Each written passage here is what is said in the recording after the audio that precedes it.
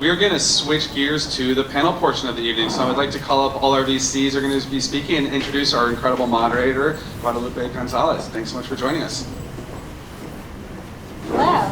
I'm Guadalupe Gonzalez, reporter for Inc. magazine. I cover IPOs, and today we're going to be talking about how to get into VC.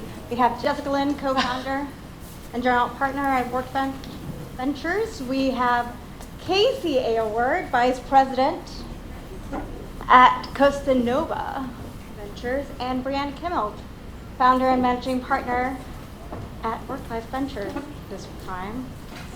So how many of you here are in VC? You already asked this, but I didn't really see. How many of you here want to get into VC? Yeah? Okay. How many of you have a network connections to get into VC with a lot of money, or have like a trust fund or something like that? Raise your hands. Nobody? We want to meet you. Zero Well, people. the thing that we're going to talk about with these lovely ladies is precisely how to make venture work when you don't have that traditional background in venture. So, Jessica, can you start by telling us how you got into venture? Sure. First of all, I just want to thank you all so much for being here tonight. The genesis for this panel actually started from a very selfish place because I myself come from a non-traditional background, and I've had the pleasure of getting to know both Brianne and Casey and realize that they too also have non-traditional backgrounds, and I think that is more of a growing trend, right? Whereas it has historically been banking or consulting that goes into VC, I'm thrilled to see more and more operators. So my own background, I actually come out of Cisco Systems. One of the things that we're very proud of at Workbench is that we actually all come out of corporate IT. So my co-founder John, who many of you met earlier, is from Morgan Stanley. Kelly from our team covered security at Forrester. Vipin at Bank of America IT. And so to the extent that we, I hope, have empathy for both startups trying to sell into very large companies, and then again, for all the suits in the audience, we're very proud of you. Also some of the challenges within, of course, Fortune 500 environments, and how do we bridge the two together? Easy, you come from Pinterest, right, before being a VC. Right. What made you do the jump, and how did you do it? You were engineer background. What was that like? Can you guys hear me okay? Yeah, so just to give a little bit of background on myself, my whole career has been around early stage and specifically within engineering prior to becoming an investor. And I pulled up at kind of the end of 4 years as a back-end engineer and really got excited about venture and the possibilities with early stage. And for me, I think the transition was really about two things. The first was kind of doubling down on where I thought I had really good access in networks. And for me, that was in my kind of engineering band and community. And then the second thing was really kind of honing in on a personal brand and deciding the areas that I wanted to cover and build expertise in. Awesome. I actually started out on the consumer side as well. So I started out in product at Expedia. So I did about 4.5 years as a product manager, working across a number of the Expedia Inc. platforms. I then started a company after being in San Francisco for about 8 months. I decided to leave Expedia, went through YC, had started a video technology company, soft landed at Zendesk, and then started angel investing on the side. So I would say my humble beginnings were very much meeting companies on evenings and weekends, both through my YC network, but also just really carving out different spaces and sectors that I was excited about and writing small checks to build a track record until I went on to raise my own fund. How was that experience, raising your own fund? Raising your own fund is hard. I think in a lot of ways, I had a lot of flashbacks from having my own company. So I still very much feel like the fund one is sort of your friends and family round. So in a lot of ways, I applied a startup mentality to early stage venture. I candidly say, I exported my LinkedIn contacts. I started cold emailing people that I had met, over the course of 5 years in San Francisco. And I got a lot of no's, but I think that the yeses that you get are individuals that you've co-invested with or people that you've worked directly with. So I think it's just finding enough yeses until you achieve the goal that you get to where you want to go. Yeah, and I think one of the things from our experience at Workbench, raising now going on to 3 funds, and something that I feel like we should talk about more honestly over whiskey, is that raising a fund sometimes feels like the best parts of both a startup and a VC, but also the hardest parts, right? So you get to run your own fund like a startup, which is great. You get to work with some of the best founders, but I would say fundraising a fund can be very opaque, much more opaque than raising a startup round. So it's kind of like the best and worst of the 2 worlds. It sounds like you have some war stories there. We have quite the scars. Yeah, we'll share one. Yeah, I think similar, just to build off your point, Fund 1, again, we're enterprise go-to-market sales nerds here. So I actually think of raising a fund very much like an enterprise sale, right? So if Fund 1 is almost like your SMB sale, right? Your friends and families, small checks in, which is incredible to raise. And I actually think that first fund is very challenging for so many reasons.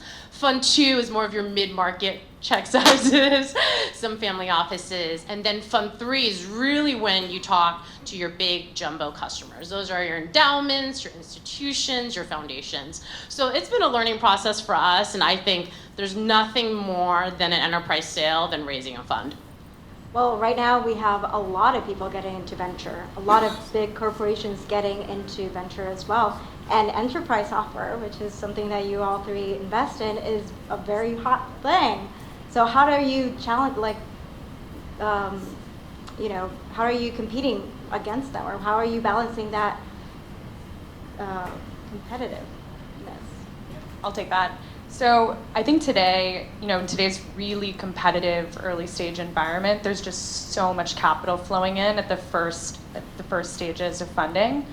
And so, one way that we do that is we're just going honestly earlier and earlier. So part of that means meeting talented people at companies that might be building really interesting cloud native technologies. So the earlier you meet people and kind of are top of mind for them when they start thinking about founding a company, I think that's really, really important. It also takes a lot of time and is challenging to do. I think the other thing that we in particular focus on is sort of the platform benefits. So we don't want to just be capital partners. You really have to provide additional value.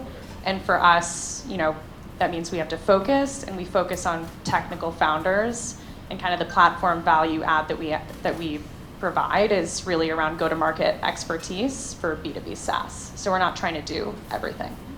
Awesome. Quick question for the audience. How many of you have angel invested, or you would like to start angel investing? Cool. Got some hands in the room. So I think what's interesting is right now there's a lot of new seed funds that are getting started. The last I read, there were 1,500 new seed funds started last year. That's likely an underestimation, I think. There's a lot of new platforms, like you can start your own fund on AngelList, you can use Carta. There's a lot of new turnkey ways to start your own fund. And to start your own fund today takes a lot less capital. So you could start a fund with $500K, you could go out and raise $1 million. You can raise just enough to get started. Which is how a lot of great Silicon Valley firms have started from day one. I think Haystack Fund 1 was $1 million fund. They've now scaled into something much larger. There's been a lot of new solo GPs, which is sort of like my cohort of people that are starting new funds. And Ryan Hoover had started Product Hunt. He now has a fund called Weekend Fund. Neve Dror started a really fun consumer early stage fund called Shrug Capital. So there's a lot of folks in the ecosystem that are adding value in really different ways. And I think there's a few ways of doing that. Some individuals will take a very network-based approach. And I think this is really interesting because I actually love your background at Cisco, because one of the interesting things and sort of underutilized ways of getting into venture is simply having top-of-mind awareness and trust. And the easiest ways to acquire those 2 things is by being at a company such as a Cisco, such as a Facebook. Like when you're at a large company and you're meeting a high number of people, and those people are likely to spin out and start a company, you just want to have top of mind awareness and continue to build that network. So one of the things that I think has been really effective in the last 6 to 12 months is the people that are really quickly building a track record, they know how to mine these entrepreneurial networks, and they spend time in WhatsApp groups, attending meetups, in Slack channels. They're doing this very network-driven way of meeting people who are likely to start something, and they're doing that by going to the Airbnbs, the Ubers, maybe even the WeWorks of the world, and it's people that are likely to start companies because they've recently been in a very high-growth startup. Yeah, and I'd just add to that, especially for the founders in the room, there are more VCs than ever, right? And I actually think that's a really good thing because it forces us as investors to work our butts off, right? There's no room anymore, I think, for investors to just sit back and wait for deals to come to us, right? Like, we need to be out there hustling. So I think you as founders, just like we as VCs ask you, what's your competitive edge? You should ask the same of us, right? What are we doing for you? What are we doing differently? This is definitely Woman Crush Wednesday up here because one of the things I so admire about Brianne is on her side, hustle, starting SaaS school, going over go-to-market best practices with so many founders. And Casey, we've talked a lot about, quite frankly, with your background as a developer and how Twitter's not your medium, but you have your own ways and your own network. So again, I think that's the best, I think what's really good that's come out of this is it's forced us as VCs to work, I would say sometimes even harder than founders. So it's about knowing what your strengths are and honing in on that, and making that a differentiator. So how do you avoid, you guys are investing in very, very early stages, right? How do you avoid not funding the next WeWork, for example? How do you avoid those companies that you don't know that they're going to turn it into, excuse my language, but a shit show later on, in later stages? Hope I have a good answer to that. I would say the way that I think about it is today deals, especially in the early stages, happen so quickly. So even a $10, $15 million Series A, you might have 5 days to get, from when you first meet someone to when you actually have to give them a term sheet to be competitive. And what I try to do in those cases is be a little bit more thematic with my investing. So I want to make sure by the time I meet a company that I think is really interesting, that I've probably done 80% of the work beforehand. So that could be talking to IT buyers, that's kind of back channeling on the team and the founding team, all of that. You just want to make sure you get as much work done beforehand so you can have a prepared mind to make a really good impression on the founders that you're selling to. Because in this environment, you always have to be buying and selling.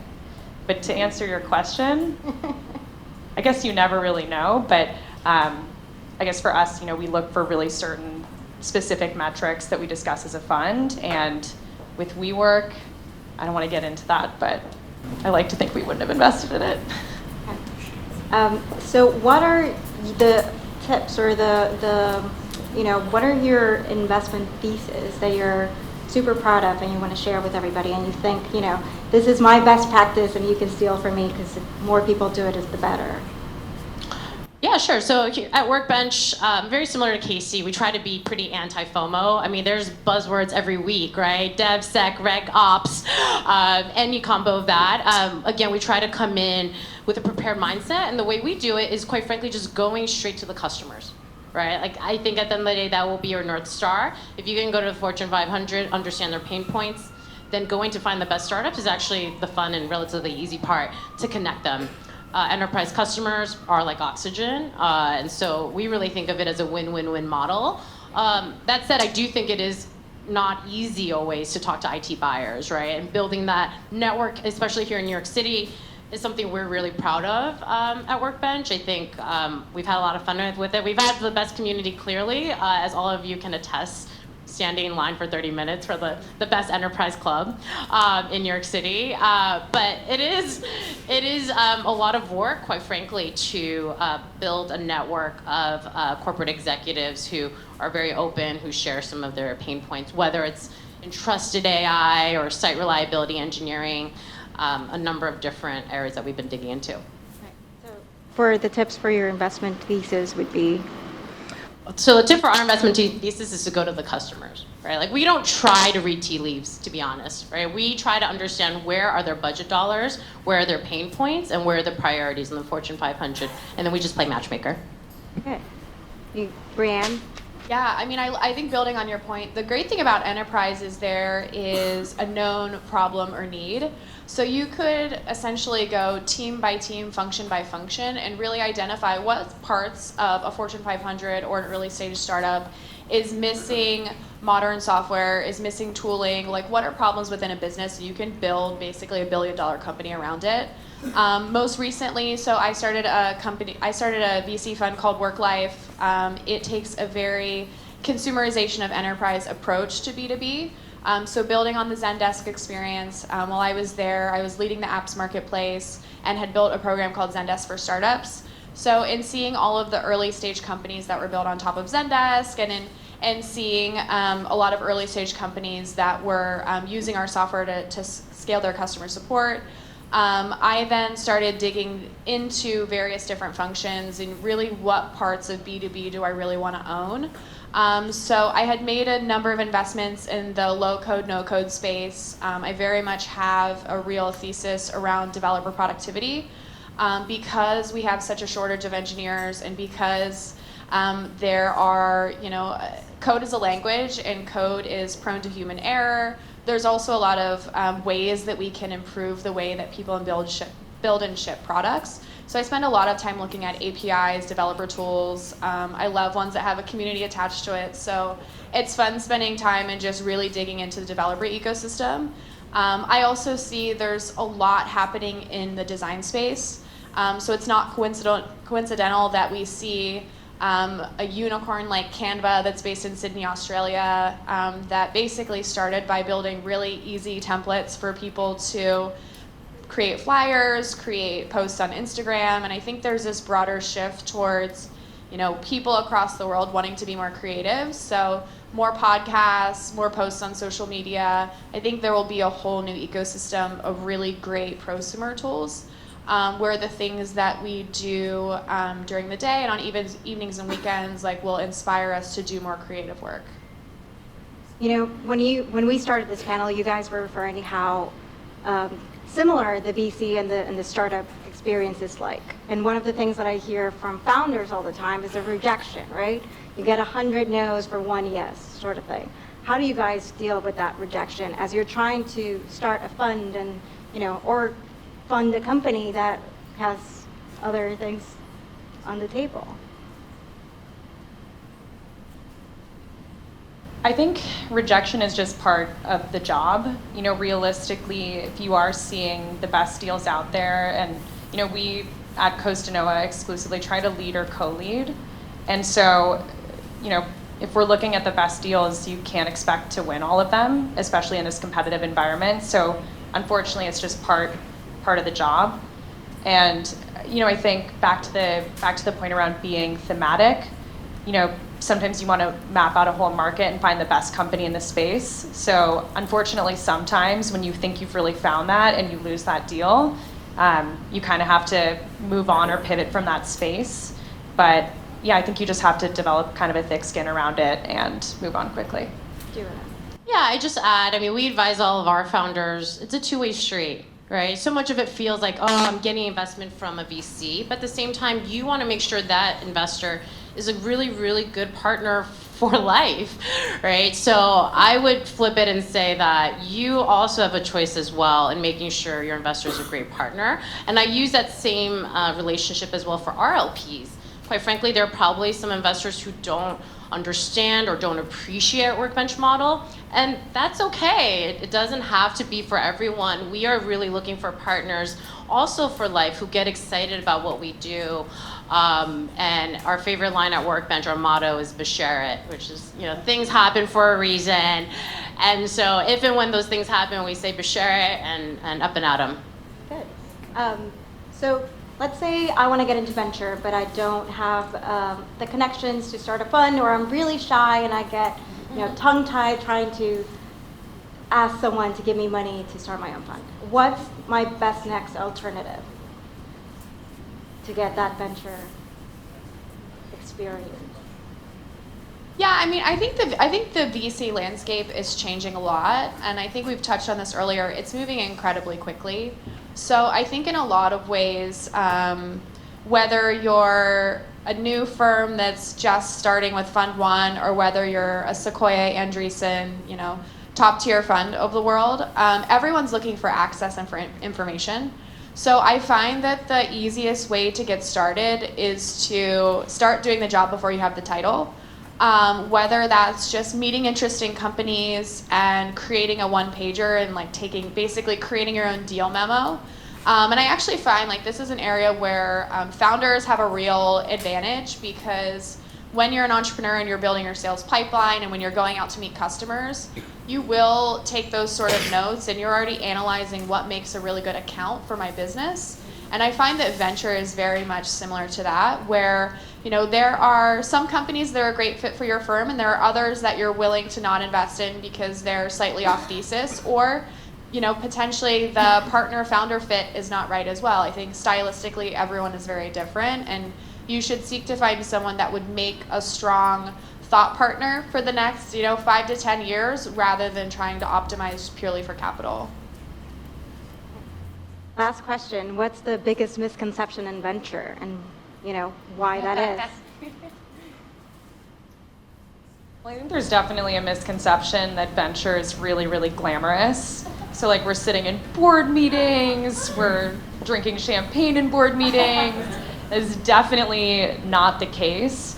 And I think what's, what I found really fascinating in this job is just that a deal, when you meet a founder or you see a company that you're really excited about and you want to invest in, it totally blows up your life. And so that can mean you're showing up at this person's office. You can be, as some funds do, building Lego statues of the company. It's people really go all out. And so, there's obviously sourcing deals and getting access to deals, but I think the other part of this job is you have to win deals too. And so a lot of times, sometimes it just takes really traditional sales tactics. So you have to hustle, and that does not change from when you are an analyst just getting started all the way until you are a really senior GP with your own fund. You missed your own birthday party, or were late to a birthday party trying to I did, yeah. I mean, you'll get to the point, and I think Jess and I have talked about this, where whether you like it or not, venture does become a lifestyle. And the reason for that is, especially when you're doing early stage, the important thing to remember is that seed stage companies are on a race against time. So there's only so much cash in the bank, and there's only so much time for you to actually get to product market fit, or to reach the metrics that you'll need to survive. So I think early stage firms are especially mindful of the evenings and weekends and what it actually takes to partner with a company really in a meaningful way for a short amount of time. So I feel oftentimes the seed to Series A investors work incredibly hard, where you recognize that the timeline is very tight. So you want to accelerate that process as quickly as possible. Cool. Yeah, I think I just add that writing a check is actually such a small part of the job. I'd say it's probably the smallest part. It's everything else, right? It's the sourcing, it's meeting new companies, being helpful to your founders, it's writing, it's speaking on panels. I actually think that at the end of the day, what's different about VC and from my previous life at Cisco and for many of you is that it's not a quota carrying business, right? Your day doesn't end when the quarter ends or when you hit quota. It is nonstop, right? And there's always another deal you could be doing. There's always someone else you could meet. And that was, quite frankly, a big change for me, right? And I do think, quite frankly, it does lead to, unfortunately, in the industry, some burnout, right? So I'm glad that people are talking about that now. But I think people don't realize that in VC, it never shuts off, and there's always something you could be doing or chasing. Same in journalism, I will say. Yeah. So now I would like to open for questions. If there's one right here. Do we have a mic? I don't think so. Just speak. Yeah, speak loud. So thank you for speaking. I'd love to kind of get you to sell yourself in terms of the founders here, people who really talk to you. So can you talk about a story, a founder you invested in, and how you took it to the next level? Besides just writing the check itself, what was the next step you took? It could be an introduction to a customer, it could be an M&A deal. how did you take that first step to the company? Oh, my name's Orange. I'm like Argentina without Latina. Yeah, from Latino. Well, yeah, I'm happy to take that one. One of the most recent investments that I just made, it ended up being a really competitive deal. But I'd met the company, way ahead of fundraising. And I think in that case, it's just, you have to earn your time with that founder. And so the one thing I find that founders never really refuse is getting talented engineering referrals, to go work there, or customer intros. And so I basically did business development on behalf of this company without really explaining that I was doing that to the CEO, and made a ton of customer intros over the course of 3 months. And we actually just wrote the check in that company, and it'll be announced tomorrow. Got the news here first. Kind of. Anyone else over there? So I wrote this down because I want to get it right. So VCs have been obviously a great engine for innovation, but many factors, including lack of diversity in the VC community, which you're directly addressing, by the way, thank you, have led to a lot of problems in toxic startups. We talked about Uber, WeWork, Away, a lot of other ones.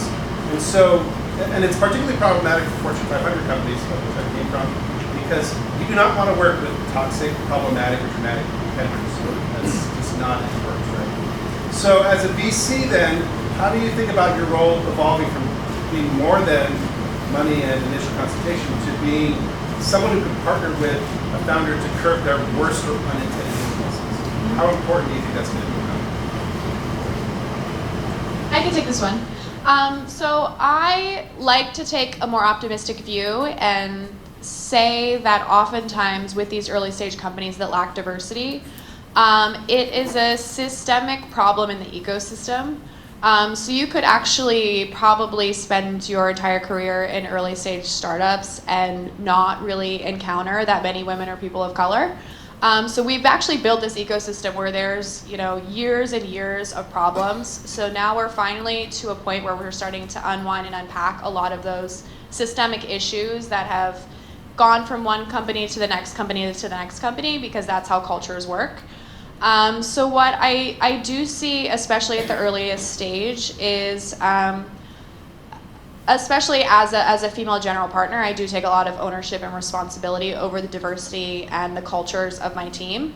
And I do think that entrepreneurs do tend to gravitate towards women in partnerships, or they will ask those questions if they are the type of founder that is very mindful about culture.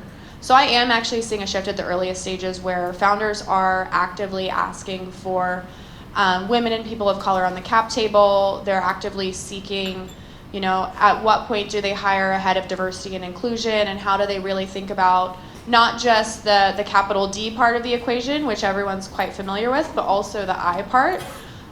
So I think as an enterprise investor, one thing that I see quite frequently is a lot of companies are thinking about what is their remote and work from home policy. And a huge driver for that is historically the ability to work from home and to have flexible schedules will actually keep women and new parents in the workforce longer. It helps drive employee retention. There are a lot of really good programs that early stage companies are being very mindful about.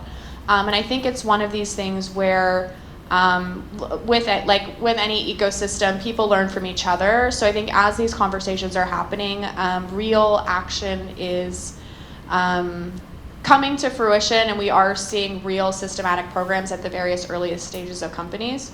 So I think that for Fortune 500s, it is important to diligence the tools and the companies that you want to partner with. But I think in a lot of ways, my hope and my objective is that a lot of these companies will publicly, tweet, write blog posts, talk more about that culture, because the culture actually helps them attract the right types of people. Yeah, and I guess just to add to that, I think part of it, of course, is just being in the board meetings. I do think founders are more sensitive and just more thoughtful around, again, hiring a more diverse team. The one thing I'll just add that we've done at Workbench, because again, I think if you look at the big problem, it feels very overwhelming. It feels like hard to figure out where to start. One of the things that we've done, I'm very passionate about supporting specifically women in enterprise tech. So we've done things like a Women Enterprise Tech Summit, we host breakfasts and workshops, but one of the more tactical things we've done is just to very simply launch an open source database of women founders of enterprise tech startups, right? And the reason why we did that is because when we hosted a summit a few years ago, we realized it was very hard to find women CEOs. And this is just a pure data issue, right? And it's not a secret. And what we do, so it's on our website at workbench.com, if you want to check it out. If you know any great women founders of enterprise startups, please let us know. We're always looking to grow the list. But whether it is a VC fund that recognizes, hey, I actually do need to diversify my pipeline, there is this database for you to look at, whether it's you hosting dinners and realizing, hey, I would like more diversity at the dinner table, whether it's even panels like this, right? There should never be a panel ever that we see that is all men when there are resources out there for you to meet great diverse founders. Last question, I guess, over there. Since all of you made this career transition, I'd love to know if there's anything you wish you'd known before making this leap. Is there anything you would have told your younger self, hey, you should learn this? What would you have told your younger self before jumping into VC venture?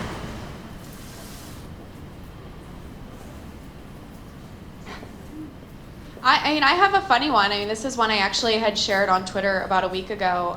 When I first joined Zendesk, week 1 on the job, they had all of the new hires fill out a career card and orientation. And I remember the top of the career card very vividly because it was 1, 5, 10. It was like this whole timeline of like, where do you want to be in the next 10 years? And I remember at the time, I had just left my early stage company that went through YC. I chose Zendesk because they had a great culture. They had a 50-50 split of women on the board and just a really great place and a great welcoming environment. And I remember filling out the card and I'm like, wow, of the people that have been most impactful when I was thinking about starting a company, when I started a company, when I was getting ready to leave my company, my investors were the most helpful. So I remember writing, in 10 years, I want to transition from an operator to an early stage investor, and like that was it.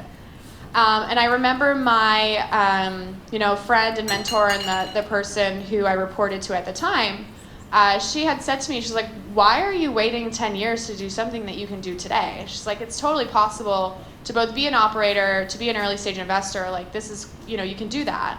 And I remember that sort of like light bulb moment where I'm like, oh yeah, I was creating this sort of arbitrary timeline for myself where I felt like I had to do so many things before I could actually do like the thing that I actually wanted to do. And that actually changed the trajectory of my career. I ended up choosing different projects to work on within the company. I chose to build Zendesk for startups. There were a number of initiatives where, and just like writing down the goal and realizing how silly it was to wait a decade to do something that I kind of wanted to do the next morning, it really just changed the way that I viewed my career moving forward. Actually, before we finish, we have all questions from men. Is there any female in the audience that want to ask a question? Here you go. So you talked about how you started angel investing first before raising your first fund. At what point did you realize that you were ready to raise? Great question. That's a great question. I feel like with angel investing, never count on getting the money back. I will say, like purely as an angel, it's one of these things. Like even if you're in the very best, top tier pedigree, whoever else is co-investing, I think oftentimes none of that really matters. It's going to take a while until you see the money. And as an operator that was doing it on evenings and weekends, I started with very small checks. So I would say like my average check size was 10, 15, 20K. So for me, it took enough momentum where I was building at least some visibility in the ecosystem. So it wasn't actually about the dollar amount. It was more about consistently getting in deals. So I actually did I had invested in around 20 companies. What I will say is I was really hands-on with 4 or 5 of them, to the point that I was asking for investor introductions, and I was almost stepping in almost like what an independent board member would do, just to build the reputation and the track record. But the catalyst for starting the fund came once some companies moved on to raise like a Series A and Series B. So I was at least waiting for them to get to a little bit more traction. That way I could demonstrate that the portfolio that I built on the evenings and weekends was trending well enough to prove that I could raise outside money. And I think that's all. Thank you all. Thank you. Thank you. Now, you're gonna. Thanks so much again. Let's give one more round of applause for our 2 demos, our amazing panelists. Thank you everyone again for making the 8-year anniversary so special. We're back at it every single month, so we hope to see you here. Thank you everyone.